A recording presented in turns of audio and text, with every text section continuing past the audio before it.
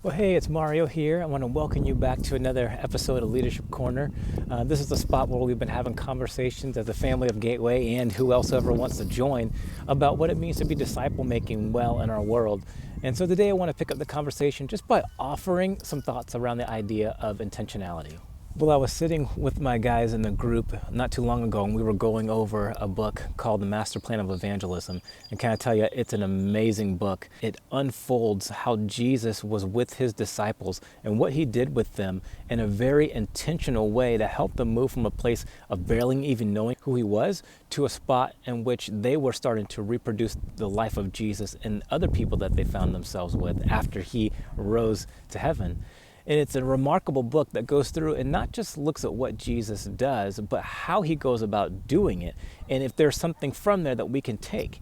And indeed there is. And one of the things that we see coming up over and over and over again is how intentional Jesus was in the life of the disciples that he was with. As we were going through the book, one of the guys, he's in the medical field. And as he was reading through it, he started to say, hey, this is exactly what we do in the medical field.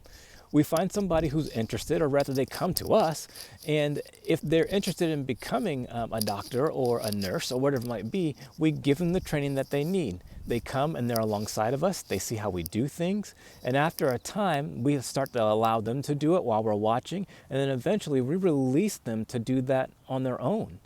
He's like, that's exactly what disciple making is. And it was a really fun moment to go like, yes, that is what it is. After all, we see Jesus doing it all the time with the guys, whether he's asking them a question to help them consider what they're going to do in the moment. Sometimes he tells the disciples to go and gather up people in groups. Sometimes he sends them out from city to city and says, here, I'm giving you power and authority to go do these certain things in certain cities. He sends them out. He gives them authority. He allows them to see what's going on in his life. He brings them with him to take times when he's praying alone, but he'll bring them with him. There's just moment after moment in which Jesus is intentionally investing in these guys' lives because he knows that he's only going to be here for a certain season and they're going to take on what it is that they need to be doing.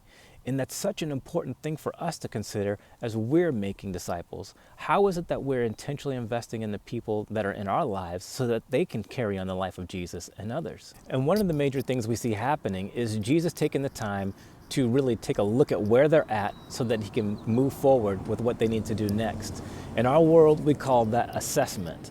And even as I say the word assessment, I know that that can come up with all kinds of baggage. And as I was just going through with a group of people, trying to train them on this idea of assessment, I got all kinds of pushback on it because there's so many things that come up when we hear the word, right? One of the major pushbacks that I got right away was this idea that we can't really know what's going on inside of a person's heart. So how can we truly assess where a person's at, right?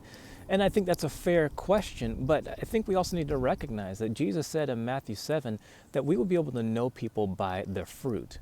And I think that that's a really important thing to recognize, that we can take a look at the way that people are behaving, some of the things that they're saying, and we can start to get a feel for where people are at in their spiritual journey. Now, I'm not saying we're going to get it right every single time, but that same thing is true in the physical realm, right?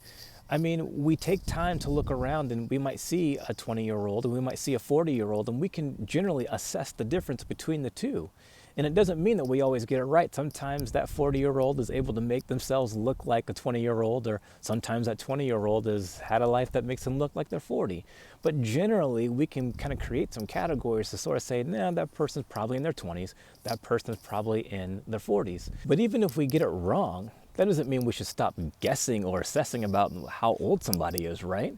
No, the whole solution to that is to do it with humility, to know that we're making a best guess given the information that we have in the moment. It's not to assume that we just don't make any assessment at all. Another thing I often hear is that I just don't want to put people in a box. And that makes sense. I get that, and I hear that one quite often, right? I mean, if we make an assessment about somebody, then there's that feeling that we're cramping them in or we're labeling them.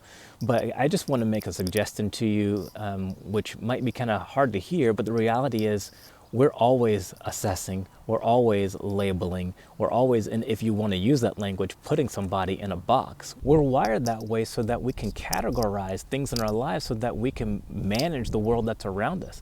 It's not a bad thing to label. It's not a bad thing to start to assess.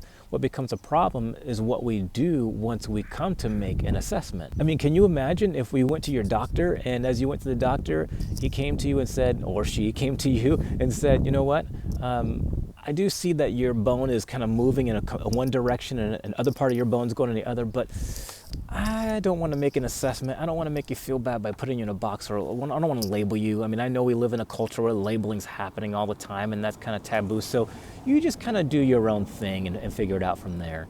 I mean, of course not. It's ridiculous. And the same thing actually is true in our lives. We're constantly assessing all the time. If you have kids, you know that that's true. You're assessing whether the behavior they're doing is good or bad, and you make a judgment in light of that.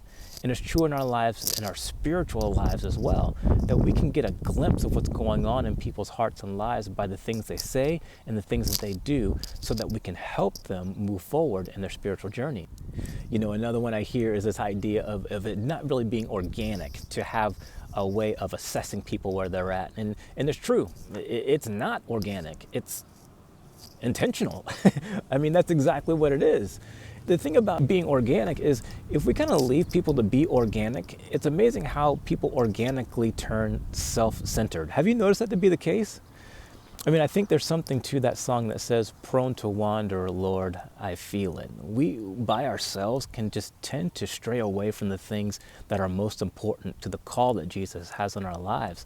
And so we need people in our lives calling us to the way that we're meant to live. And so there's a need for people to be intentional in our lives, and for us to be intentional in other people's lives as well. It doesn't happen organically. You know, I think this is why Jesus used words that were very action-oriented. A lot of verbs: go, make, baptize, teach. All of these words have this action item to them, that we would be moving towards something, that would be intentional in the way that we live our lives. It requires us to do something. It requires for us to be intentional. So what I'm suggesting here is that one of the best ways to be intentional in somebody's spiritual life is to assess where they're at. It's to find out where it is that they are, so that you can help them get to where it is that they're going.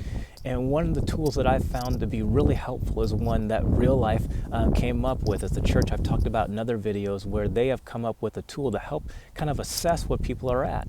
They've taken some time to listen to the way that people speak in certain stages of their spiritual journey, and taken a time to look at how people behave at certain places in their spiritual journey. And of course, it's not foolproof, but many assessments aren't foolproof. It kind of gives us a ballpark idea so that we can make some best guesses, so we can help somebody along the way.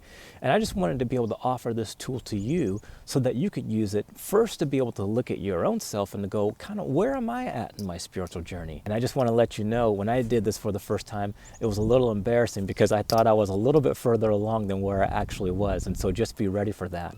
But then too, as you do your own self-assessment, there might be a need for you then also just to think about the people in your own world. I mean, think about the people that you're discipling right now, people that you have influence over. Think about, where are they in their spiritual journey?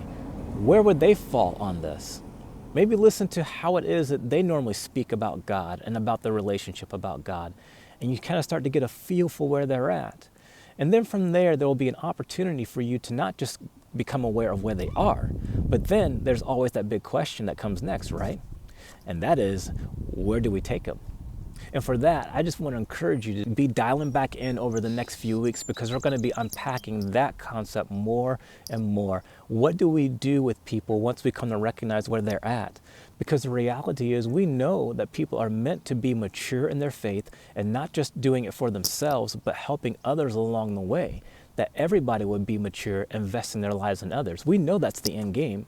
We just got to have a better way of helping people get there. And I think that we have ways to do that. And this tool that I'm giving you today is a first step in that direction. So I encourage you, take a moment to download it. It's right down in the description there.